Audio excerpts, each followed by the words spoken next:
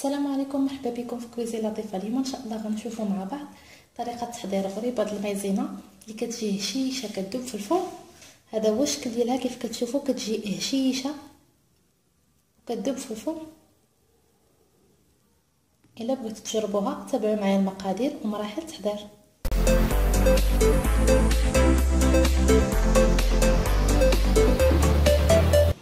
غنحتاجو في المقادير 500 غرام ديال النشا او المايزينا، 250 غرام ديال الزبده بحراره الغرفه، 3 ديال البيضات، ساشيه واحده ديال خميره الحلويات او البيكنج باودر ما يعادل 7 غرامات، كاس ديال سكر سنيده.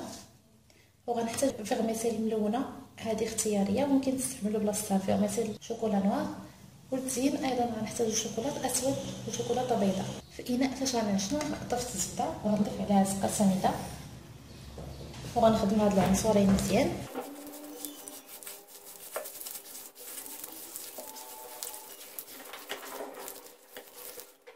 وغنضيف عليهم البيض والخماره ديال الحلوى. غنخلط هاد العناصر مزيان مع بعض، نبدا نضيف ليهم النشا او المايزينا بالتدريج.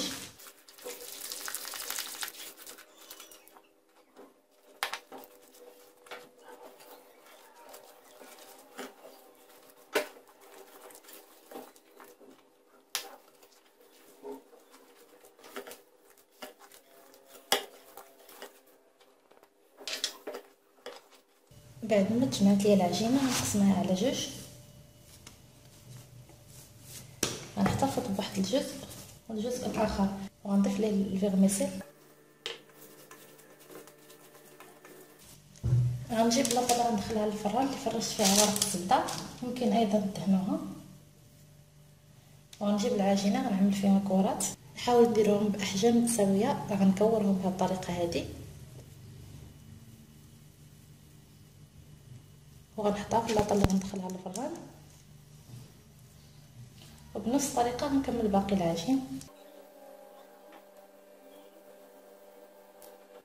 غندخلها للفران حتى طيب على عافيه مهيله، ونرد معاها البال باش ما تحمرش، خصها تبقى ديما بيضاء. هذا هو الشكل النهائي الحلوى ديالنا. كيف كتشوفوا زينتها بالشوكولاط الاسود وخطوط من الشوكولاته البيضاء. التزيين كيبقى على حسب الرغبه. هذا هو الشكل ديالها بعد ما خرجتها من الفران. كيف كتشوفوا ما كنخليوهاش تحمر. الا عجبتكم الحلقه ديال اليوم ما تنساوش تشجعوني بلايك وتبارطاجيو الفيديو مع صحابكم. في امان الله.